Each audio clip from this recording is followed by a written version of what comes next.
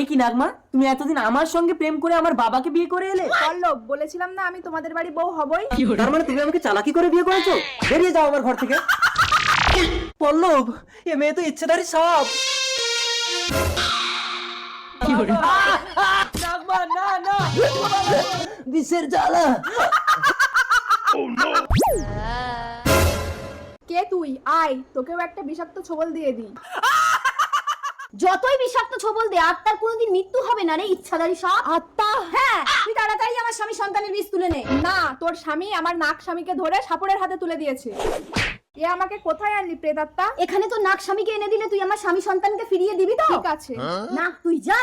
একটু দেখো। দাঁড়া, আগে আমার স্বামী সন্তানকে ফিরিয়ে দে, তারপর তুই তোর নাক স্বামীর কাছে যেতে পারবি।